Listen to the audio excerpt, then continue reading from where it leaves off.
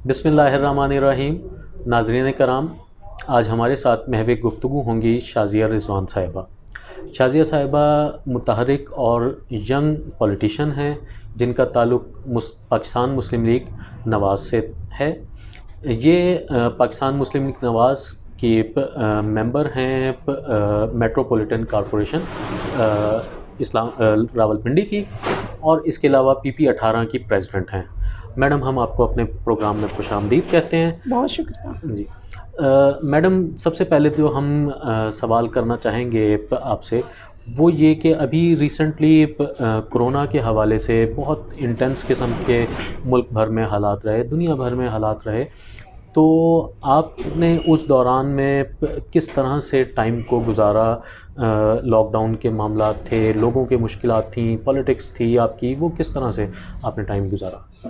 بسم اللہ الرحمن الرحیم. بہت بہت شکریہ. اسپیشلی میں بلو ٹی وی جو چینل آپ کا ہے اس کو اپریشیٹ کرتی ہوں، مبارکباد دیتی ہوں. آپ بڑا اچھا کام کر رہے ہیں اور اللہ کرے آپ کا یہ چینل پھلے پھولے اور ترقی کرے، اور بہت ساری دعائیں آپ کے ساتھ اور بیسٹ وشز. اور آپ نے کرونا کی بات کی، ایسے حالات کی بات کی کہ وہ قیامت سے کم نہیں تھے.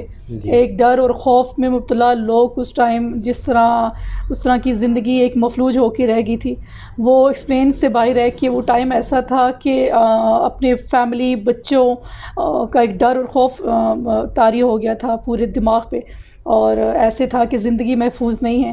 وہ چیزیں ایسی ہیں کہ ہر بندہ اس کرب میں مبتلا تھا، ہر بندہ ایک ایسے تھا کہ موت سر پہ منڈلا رہی ہے، اور ایسی کیفیت تھی جو ایکسپلین میرے خیال میں ایکسپلین نہیں کر پا رہی میں. اور ایسی ایشوز تھے.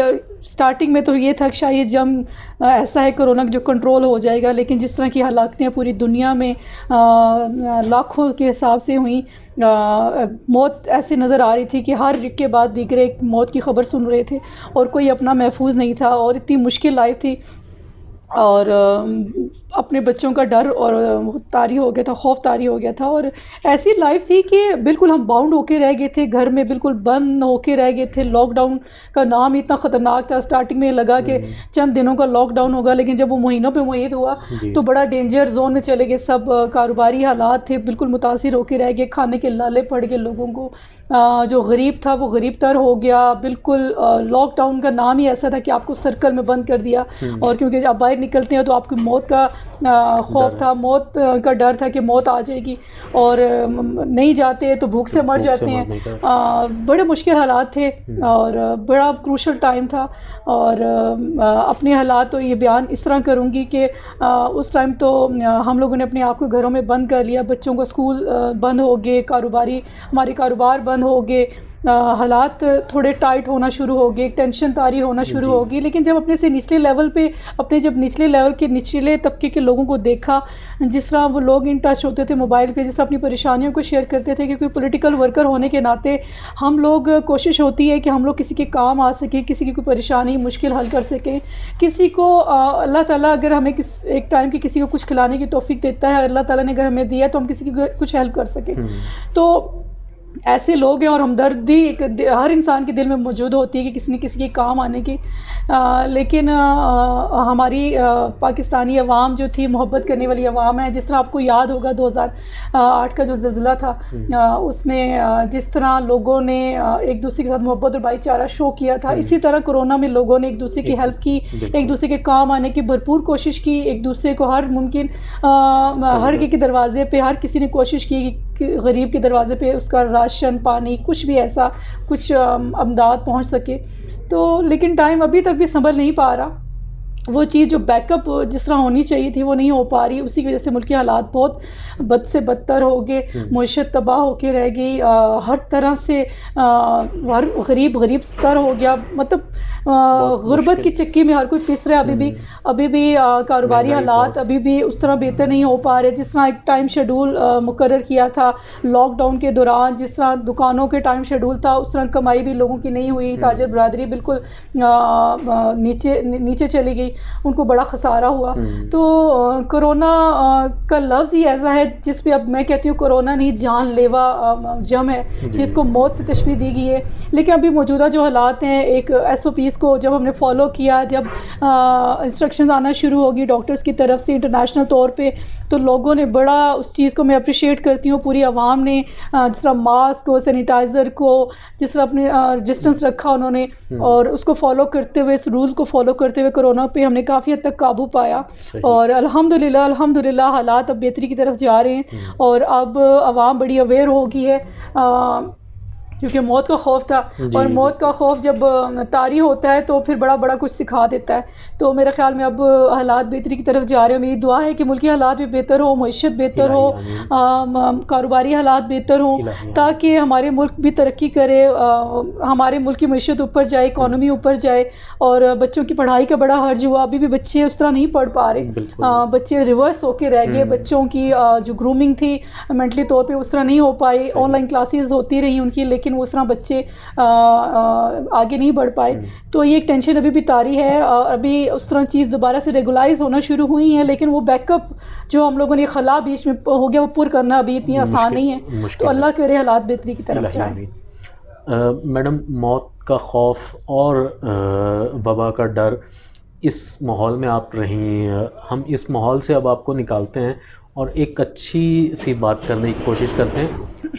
میڈم, آپ راولپنڈی سے غالباً وہ واحد خاتون ہیں جو مریم نواز صاحبہ کے بہت قریب ہیں, اور لیکن جب ایک لیڈرشپ کے سے قربت ہوتی ہے تو ایک جو پہلی دفعہ آپ کی ملاقات ہوئی مریم بی بی کے ساتھ, اس کا احوال ہمیں بتائیے کہ وہ کیسی فیلنگ تھی, وہ رات کو نیند آئی نہیں آئی, دن کا چین کس طرح سے بے چینی تھی, وہ جو ایک فیلنگ ہے وہ ہمیں بتائیے.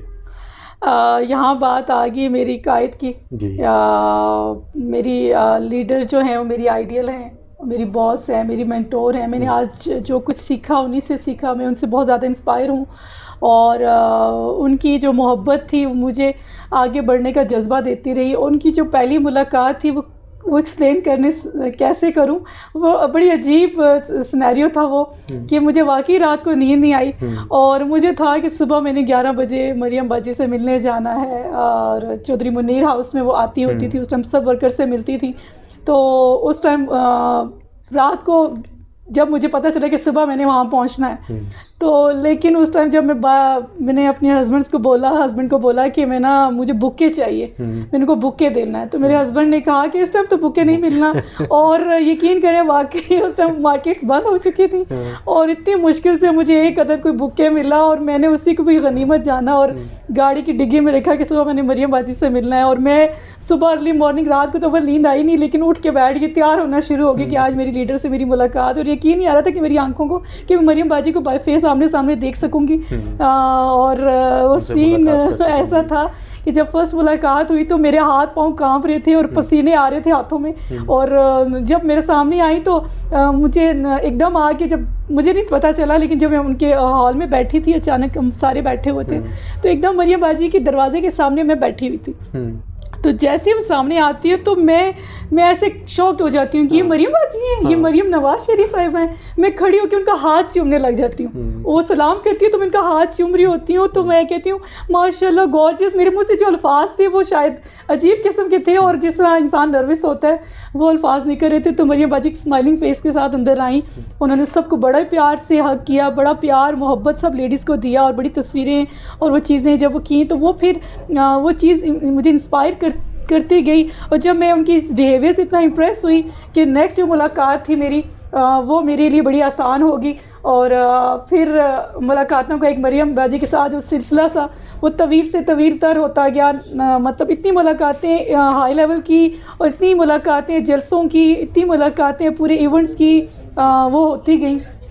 اور آج مجھے خوشی ہے، مجھے فخر ہے کہ میں مریم باجی کی ٹیم کا حصہ ہوں، اور الحمدللہ میں چاہتی ہوں کہ مریم نواز صاحبہ آنے والی پرائم منسٹر ہوں، اور جس طرح انہوں نے پارٹی کو لیڈ کیا ہے، جس طرح مسلم لیگ نون کو، جس طرح مسلم لیگ نون کی لیڈرشپ کو، جس طرح وہ آگے بڑھی ہیں سب کو لے کے ایک اسٹرینتھ کے ساتھ، ورکرز کو جو عزت دیتی ہیں، یقین کریں وہ ناقابل بیان ہے، اور ان کی جو بیہیویئر ہے وہ بالکل میرے قائد نواز شریف صاحب کی جھلک ہے دوسری، اور انہوں نے جس طرح نواز شریف کا نام روشن کیا ہے، فخر ہوتا ہے کہ میں ایسے لیڈر کی ایک چھوٹی سی ورکر ہوں، اور ان سے جو محبت اور اپنائیت کا رشتہ ہے وہ انشاءاللہ تا حیات رہے گا جب تک میری زندگی ہے، اور میری جو محبت ہے وہ اتنی لائل ہے کہ میں نے صرف اتنا کہا ہے کہ مجھے بس ایک اشارہ کیجیے گا، اور میرے لیے، آپ کے لیے تو میری جان بھی حاضر ہے، تو بس یہ اللہ کرے محبت قائم دائم رہے، اور اللہ کرے میری لیڈر کو وہ ترقی، وہ پذیرائی، وہ محبت تو لوگوں سے مل رہی ہے، لیکن چاہتے ہیں کہ اب وہ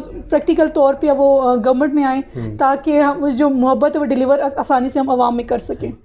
اچھا، آپ ٹاپ لیڈرشپ کے بہت قریب ہیں۔ اچھا، جب ٹاپ لیڈرشپ ہوتی ہے اس کو، جس طرح آپ نے بھی اپنے پولیٹیکل کیریئر میں بہت ساری مشکلات کا سامنا کیا ہوگا، تو مریم بی بی جیل کی صعوبتیں اور پولیٹکس کی مشکلات آپ کے ساتھ کبھی کچھ شیئر کرتی ہیں، کوئی چیز ہمارے ساتھ، یا آپ کو فیل ہوتا ہو کہ وہ کس طرح سے زندگی گزار رہی ہیں، مشکل زندگی، مشکل حالات میں؟ تو کوئی اگر ہمارے ناظرین کے ساتھ کچھ شیئر کریں۔ یہ ایسا کوشچن آپ نے کیا ہے کہ مجھے وہ دن یاد دلا دیتا ہے جب نیب کورٹ کے باہر میں اپنے قائدین کا ویٹ کرتی تھی، جس طرح انہوں نے کیسز کو فیس کیا، جس طرح اپنی ماں کو، اور جس طرح میاں نواز شریف نے اپنی بیوی کو بستر مرگ پہ چھوڑ کے، جس طرح جیل کی سلاخوں پہ آ کے، جیل کی سلاخوں کے پیچھے جس طرح انہوں نے اپنا ٹائم گزارا، اور یقین کریں اسی دوران کلثوم نواز صاحبہ کی ڈیتھ ہوگی، اور وہ جو سین تھا اس دوران میں اڈیالہ جیل گئی مریم باجی سے ملنے اور میاں صاحب سے ملنے، تو اس ٹائم جو سین تھا کہ میں بیان نہیں کر سکتی کہ جو ٹائم اتنا سخت اور کروشل تھا، اور مریم باجی نے اس ٹائم ہم لوگوں سے یہ چیزیں شیئر کی کہ یہاں پہ میں نے کپڑے بھی دھوئے ہیں، جھاڑو بھی لگایا ہے، اور میں بڑی حیران تھی، اور میری آنکھوں سے آنسو جاری ہو گئے، میں رونے لگ پڑی، اور مریم باجی نے مجھے ہگ کیا، مجھے پیار کیا کہ دعا کرنا میرے لیے، اللہ تعالیٰ مجھے ہمت دے۔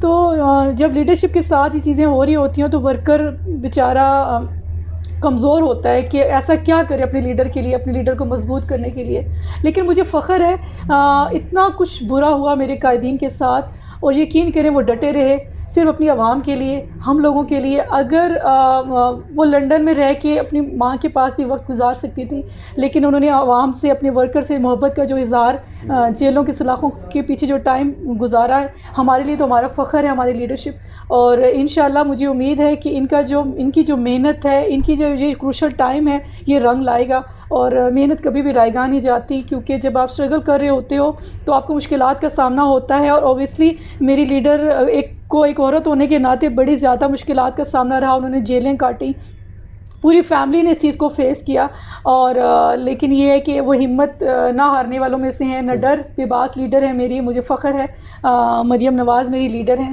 اور ہماری سب کی دعائیں، ہماری سب کی جو وشز ہیں، وہ سب، ہمارے سب کی جو سپورٹ ہے وہ اپنی لیڈر کے ساتھ ہے، اور ہم ان کے ساتھ ان کی اسٹرینتھ بن کے کھڑے ہیں، ان کی ڈھال بن کے کھڑے ہیں، اور انشاءاللہ ان کو کامیابی کے مناظر طے کروا کے پیچھے دم لیں گے۔ صحیح۔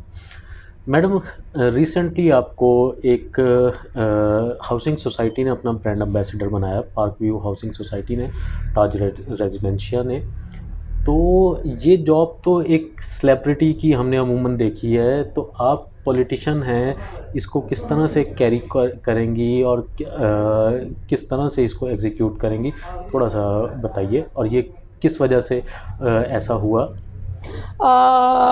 اس کا کریڈٹ تو اپنے ہسبینڈ کو دوں گی، کیونکہ بزنس سے ریلیٹڈ وہ بھی ہیں اور بزنس رن کرتے ہیں وہ، اور یہ ایسا سینیریو ہے، یہ ایسا سین ہے کہ یہ سیاسی کریئر ہی ہے جو مجھے اس فیلڈ میں لے کے آیا، یہ سیاست ہی جو ہے جو مجھے اس کریئر میں انوالو کرتی گئی، اور یہ جو پذیرائی تھی سوشل میڈیا پہ، یہ جو محبت تھی لوگوں نے مجھے، پورے آل پاکستان سے باہر لوگوں نے جو مجھے دی، یقین کریں جب میں مختلف علاقوں میں جب گئی گئی اپنے قائد کے ساتھ تو لوگوں نے محبت کا اظہار کیا اور وہی محبت اب میرے کام آئی اس فیلڈ میں. اور مجھے انہوں نے پارک ویو سوسائٹی کے جو چیئرمین ہیں چودھری عبدالرؤف صاحب نے ان کا دلی طور پہ شکریہ ادا کرتی ہوں کہ انہوں نے مجھے اس قابل سمجھا. انہوں نے مجھے اپنی سوسائٹی کا برانڈ ایمبیسڈر بنایا اور یہ سوچ کے بنایا کہ آپ ماشاءاللہ اوپر جا سکتی ہیں, آپ میں ایبلٹی ہے, آپ میں قابلیت ہے. جب آپ نے سیاست میں ایک نام اور فیم کمایا ہے تو آپ اس پروفیشن میں آئیں. اور ان کی انکریجمنٹ جو تھی وہ مجھے موٹیویٹ کرتی رہی. صحیح. اور پھر میں نے سٹارٹ لیا کہ یہ رائٹ اینڈ لیگل کام ہے اور اس پہ پیچھے نہیں ہٹنا چاہیے. اللہ تعالیٰ بھی آپ کی مدد کریں گا رزق حلال کمانے میں. تو میں نے پھر سوچا کہ کیوں نہ اس فیلڈ میں بھی زور آزمائی کی جائے, محنت کی جائے. تو باقی محنت جاری ہے, اللہ پاک سب کو کامیابی دے. محنت میرا ایمان ہے کہ جب آپ محنت کرتے ہیں کسی بھی پروفیشن کو لے کے اللہ تعالیٰ آپ کو کامیابی ضرور دیتا ہے. اور جب سٹارٹ لیتا ہے انسان تو اس کو بہت زیادہ ہرڈلس کا سامنا ہوتا ہے, بہت زیادہ مشکلات فیس کرنی پڑتی ہیں. آپ کو بعض دفعہ سمجھ نہیں آتا کہ آگے راستہ کون سا ہے, کھائی ہے, کھڈا ہے, کیا ہے. لیکن آپ لوگ ہمت مت ہاریں اور اپنے راستے کو اللہ کے بھروسے چوز کریں. اللہ تعالیٰ آپ کی مدد کرے گا. اور انشاءاللہ میں نے بھی چوز کر لی. آپ سب کی دعائیں اور سپورٹ چاہیے ہوگی تو انشاءاللہ میں بھی اس میں اپنا ایک نام اور مقام بناؤں گی انشاءاللہ. میڈم آخر میں ہم چاہیں گے کہ ناظرین آپ کو دیکھ رہے ہیں, آپ کا ورکر آپ کو دیکھ رہا ہے, تو ان کے لیے, عام عوام کے لیے کوئی میسیج, آپ ایک پولیٹیکل سیلیبریٹی بن چکی ہیں تو کوئی بات کہنا چاہیں گی یوتھ کے لیے؟ میں نے ابھی جس طرح ابھی ریسنٹلی ابھی ایک میسیج دیا کہ محنت کرنے سے کبھی مت گھبرائیں. آپ اپنا پروفیشن چوز کریں, بس محنت جاری رکھیں اور اللہ پہ توکل رکھیں. اور راستے بنانے والا ہمارا خدا ہے, اور بھروسہ رکھیں خود پہ اور ہرڈلس کو فیس کریں, گھبرائیں مت. اور زندگی اسی کا نام ہے. اور جب آپ رائٹ اور لیگل طور پہ سنسیئر ہو کے کام کرتے ہیں تو بے شک خدا کی مدد, اللہ تعالیٰ کی مدد شامل ہوتی ہے. تو محبت ایک دوسرے سے بانٹیں, منافقت چھوڑ دیں, دلوں میں کدورت چھوڑ دیں, تو آپ کے لیے بہت ساری آسانیاں ہیں. بہت بہت شکریہ. ناظرین کرام, امید کرتے ہیں کہ آپ کو شازیہ رضوان صاحبہ کی باتیں بہت اچھی لگی ہوں گی. ہمیں اپنے کمنٹس کے ذریعے سے آگاہ کیجیے, اور اس کے علاوہ اگر ہمارے پروگرام میں شامل ہونا چاہتے ہیں تو فیس بک کے ذریعے سے ہم سے رابطہ کیا جا سکتا ہے. بہت شکریہ.